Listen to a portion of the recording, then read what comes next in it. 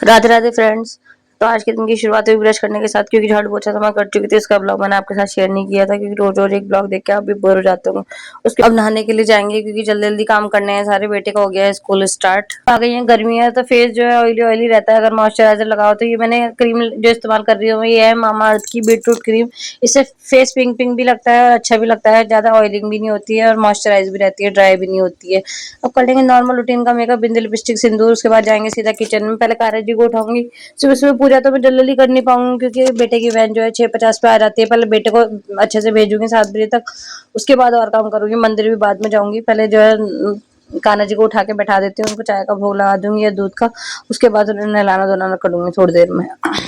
सुबह चाहे 4 बजे उठ जाओ चाहे 5 बजे उठ जाओ, काम इतने रहते हैं कि जल्दी हो ही नहीं पाता है। अब सुबह से साफ सफाई वगैरह में लगी पड़ती है, नहाने धोने में, ब्रश करने में एक डेढ़ घंटा निकल जाता है। फिर सुबह सुबह गर्म पानी भी पिया था, उसमें भी थोड़ा टाइम चला गया।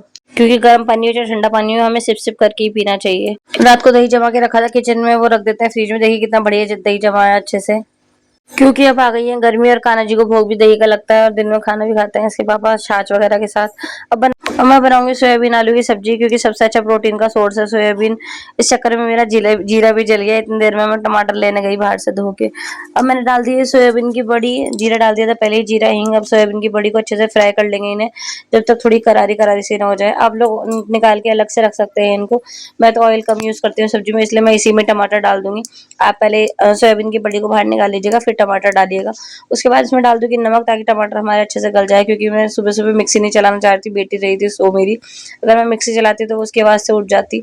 नमक डाल के इसको 5 मिनट के लिए रख देंगे ढक के। अब नॉर्मल रूटीन के मसाले डालेंगे, क्योंकि टमाटर हमारे अच्छे से गल चुके हैं। कश्मीरी मिर्च डाल दिए, धनिया पाउडर डाल दिया, हल्दी पाउडर डाल दिया, गरम मसाला डालेंगे हम सब्जी बनने के बाद। थोड़ी सी मटर डालना चाहे आप मटर भी डाल सकते हैं, लेकिन मैं सोयाबीन की सब्जी में मटर नहीं डालती हूँ। वैसे फ्रीजर में मेरे रखी हुई है मटर, मैं छील के रख लेती हूँ 5-7 किलो मटर, जो पूरी गर्मी में मुझे काम आएंगी। मसालों को अच्छे से पकाने के बाद इसमें डाल देंगे थोड़ा सा पानी। उसके बाद इसमें लगाएंगे 3 से 4 सीटी। सब्जी हमारी बनके तैयार है, फटाफट से सेक लेते हैं। कान्हा जी के लिए, गाय के लिए और रियांश के लिए पराठा। बाकी का नाश्ता में पूजा करने के बाद बनाऊंगी। सुबह सुबह हो रही है मुझे जल्दी, इसलिए सबसे पहले भगवान जी का और ओनू का बना देती हूँ। अब कर लेते हैं बेटे का टिफिन पैक, क्योंकि बेटे का टिफिन पैक करने के बाद फिर मैं निश्चिंत हो जाऊंगी, आराम से सब काम करती रहूंगी। वैन का सुबह सुबह पता चलता नहीं है, क्योंकि 6:30 बज चुके थे। पहले मैंने रियांश का टिफिन किसी और टिफिन में पैक कर दिया है, जिसमें रोज देती हूँ, लेकिन फिर मुझे याद आया ग्रेवी वाली सब्जी है, कहीं नई बुक्स कॉपीज खराब ना हो जाए। फिर मैंने दूसरे वाले टिफिन में किया, जिसमें ग्रेवी लीक नहीं होती है। इस वाले टिफिन में मैं इसलिए दे देती हूँ, क्योंकि वो छोटा सा रहता है, इसको भारी नहीं होता बैग। अब मैंने फिर आज स्टील के टिफिन में दिया, ताकि लीक ना हो। एक्चुअली रोज तो मैं सूखी सब्जी देती हूँ, आज ग्रेवी वाली सब्जी थी, इसलिए टिफिन चेंज करना पड़ा। अब बना दिया है बेटे के लिए दूध बॉर्नवीटा वाला। ये जो ग्रीन टिफिन में आप छोटी सी लोई पड़ी हुई देख रहे हैं, ये मुझसे सब्जी में नमक तेज हो गया था, इस वजह से रियांश के पापा खाते नहीं है, तो मुझे आटे की लोई डालनी पड़ी। गूंदे में आटे की लोई डालने से नमक कम हो जाता है सब्जी में, अगर तेज हो गया हो तो। अगर दूध अच्छे से गर्म ना हो तो बॉर्नवीटा घुलता नहीं है, इसलिए दूध तेज गर्म करके बॉर्नवीटा घोल के अब उसे ठंडा करूंगी कटोरे में डाल के। और नाश्ता भी लगा दिया है, फटाफट रसोई वगैरह मैं बाद में सिंगवा लूंगी, क्योंकि अभी और दोबारा नाश्ता बनाना है आटा गूंद के। फिलहाल बेटे के लिए आटा गूंद लिया था, और थोड़ा सा मतलब गाय की रोटी वगैरह के लिए, कान्हा जी के लिए जल्दी जल्दी कर लिया। यहाँ पे पढ़ रही है रियांश को डांट के, नहा धो के फिर बिस्तर में बैठ गया, सुस्ती आ जाएगी, पूरे दिन क्लास में सोओगे क्या। रियांश ने नाश्ता भी कर लिया, टिफिन भी पैक हो गया। अब हम जाएंगे मंदिर। मंदिर पास में ही है, इतना मंदिर शायद इतना कामाक्षी भी उठ गई थी। मेरे पापा मेले पापा मेले पापा मेले मेले पापा अब मेले पापा मेले पापा। छोटे बच्चों के साथ तो ये बहुत समस्या है कि जब वो सोए रहे हैं तो सारा काम अच्छे से निपट जाता है, लेकिन जब उठ जाते हैं तो इधर से उधर भागते हैं। और हमारे जीने में जो है गेट भी नहीं है, तो थोड़ी सी ये भी समस्या हो जाती है हमारे साथ कि जीने में गेट ना होने की वजह से उसका छत पे जाने का डर लगता है। और अब तो टॉयलेट का गेट खोल के उसमें चली जाती है, बाथरूम का गेट खोल के उसमें चली जाती है, फिर पानी में भीगती है। और पानी में भीगने का मौसम अभी आया नहीं है, इतनी ज्यादा गर्मी नहीं हुई।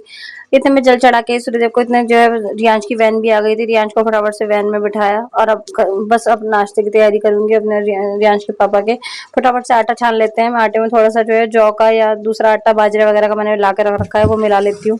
आज थर्सडे था तो मैंने सोचा थोड़ा सा हल्दी और नमक डाल लेते हैं आटे में, अच्छा रहता है थर्सडे के दिन अगर डालो तो।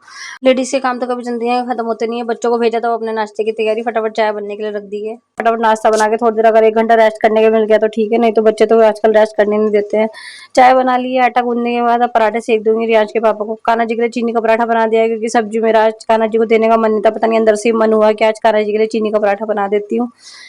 चीनी का पराठा बनाने के बाद बस रियांश के पापा छुप रहे हैं, कह रहे हैं मुझे ब्लॉग में मत ले, मुझे शर्म आती है, तू ही बना लिया कर बस अपना। शायद मैं इस दुनिया में अकेली नहीं हूँ जिसके हस्बैंड शर्माते हैं। बहुत सी लेडीज ऐसे हैं जिनके हस्बैंड जो है कैमरा के सामने आना नहीं चाहते। वो मुझे कभी नहीं मना करते क्योंकि उन्हें पता है मैं कुछ गलत नहीं कर रही। वो कहते हैं कि तुम ब्लॉग बनाओ, रील बनाओ, मुझे कोई दिक्कत नहीं है। मुझे अपनी वाइफ पे ट्रस्ट है। ये भी पता है कि दुनिया जो है समाज कुछ भी कहे लेकिन हम सही है तो दुनिया को कहने दो जो कह रही है, हम सही होना चाहिए। अब नाश्ता लगा देंगे पतिदेव का भी अपना भी। पतिदेव ने जो है चाय छान ली थी मेरी और अपनी, मैंने फटाफट पराठे लगा लिए। दोनों मिलके काम कर ले तो जल्दी से हो जाता है। अकेले लगे रहो तो पूरा पूरा दिन भी नहीं निमट पाता है, ऐसा हो जाता है कभी कभी।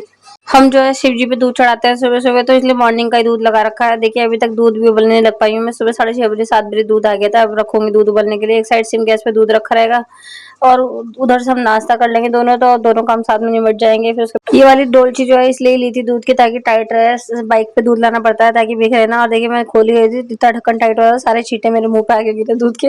लेकिन हाथ में दूध का डोल था तो छोड़ भी नहीं सकते थे दूध के डोल को। दूध रख दिया उबलने के, एक कटोरी दूध रख देंगे निकाल के क्योंकि सुबह जाना होता है मंदिर जल्दी। अब लगा दिया पतिदेव का नाश्ता। पतिदेव ने नाश्ता करा तब तक मैं कामाक्षी को नहला लेती हूँ। ओवन में रख दिए सब्जी गर्म होने के लिए। कामाक्षी भी नहा ली है। कामाक्षी को रेडी करने के बाद अब मैं भी नाश्ता कर लूंगी। सुबह सुबह भी फुलके खाने लगी हूँ, वेट बहुत ज्यादा हो गया है। एक बाइट ले लेते कान्हा जी के भोग का और आराम से सुकून भरा नाश्ता करेंगे। मम्मी मेरा फेवरेट सीरियल देखते देखते मंगल लक्ष्मी या अनुपमा कुछ भी लगा लेंगे, दोनों मुझे अच्छे लगते हैं। मैं भी नाश्ता कर रही थी, उधर मम्मी भी नाश्ता कर रही थी। कामाक्षी लग गई थी अपनी अम्मा के साथ खाना खाने के लिए। इतनी देर में आ गया था नाश्ता करने के बाद मेरा पार्सल। मैंने मंगाई थी कल। हमारी बच्चों की कॉपीज वगैरह बहुत फैली रहती हैं कमरे में और इतना स्पेस मेरे कम रूम में होता नहीं है, तो मैंने एक ऑनलाइन अलमारी मंगाई है। ये 7 XL है, इसमें 7 डब्बे आएंगे। ये 1200 रुपए की आई है लेकिन बहुत अच्छी लगी मुझे। इसकी क्वालिटी भी अच्छी है, प्लास्टिक में मजबूत है और इसमें मतलब रखने का स्पेस भी काफी है। 7 डब्बों में आप कुछ भी रख सकते हैं। ओनू को लग रहा था शौक कि मम्मी मैं खोल लूंगा, मैं खोल लूंगा, आप हर पार्सल खोलते हैं। मैंने कहा ले बेटा आप ही खोल लो। सारी अलमारी जोड़ने के बाद कुछ इस तरीके से लग रही है। देखिए मैंने इसमें सामान भी लगा दिया है। एक में बुक्स लगा दी है ओनू की, एक में पन्नी वगैरह सेट कर दी है, एक में कान्हा जी की ड्रेसेस या ज्वेलरी वगैरह रख दी है, एक में शैम्पू दवाइयाँ वगैरह। इस तरीके से मतलब सारी अलमारी में मैंने सामान रख दिया है और काफी अच्छा लगा मुझे। इस अलमारी में इतना स्पेस है, मेरे रूम में काफी जगह बच गई। मतलब काफी सारा सामान मेरा इसमें आ गया, बुक्स वगैरह, कॉपीज वगैरह। पन्नी वगैरह हम लेडीज लिए इकट्ठी करके रखती हैं कि कभी जरूरत पड़ जाए इमरजेंसी में। पन्नी होती नहीं है, गाय को रोटी देनी होती है या कुछ सामान फेंकना होता है, ऐसा पन्नी में करके उन्होंने और मैंने मिलके सारी अलमारी सेट कर ली थी। फिर शाम के टाइम आए दीदी जिया जी क्योंकि भी हमको दिखाना था डॉक्टर के यहाँ, अपॉइंटमेंट थी इनकी। वहां से हमने बुला लिया था कि घर आ जाओ थोड़ी देर के लिए। फिर हमने साथ में बैठ के चाय नाश्ता किया, खूब मस्ती की। पास में है तो आ भी जाते हैं, दूर होती है बेटी है तो कहाँ आ पाती। जैसे मैं कभी अपने मायके नहीं जा पाती जल्दी से, सिर्फ गर्मियों की छुट्टियों में ही जा पाती क्योंकि यहाँ से 5 घंटे का सफर है कम से कम देहरादून का। व्योम कर रहा है देखिए, बेड पे चढ़ने की कोशिश। बच्चे जब बड़े हो जाते हैं तो कितनी कोशिश करते हैं कि हम ऊंची से ऊंची जगह पर चढ़ जाएं। चलिए जी आज का ब्लॉग इतना ही, मिलते हैं नेक्स्ट ब्लॉग में। राधे राधे, जय श्री श्याम। फ्रेंड्स अगर आपको मेरे ब्लॉग देख के लगता है कि हाँ मैं सच में मेहनत करती हूँ ब्लॉग बनाने में, एडिटिंग करने में या अपना रूटीन शेयर करने में आपसे, तो एक लाइक, एक कमेंट या एक शेयर कर दीजिएगा। आपका बहुत बहुत धन्यवाद होगा। जय श्री श्याम, राधे राधे।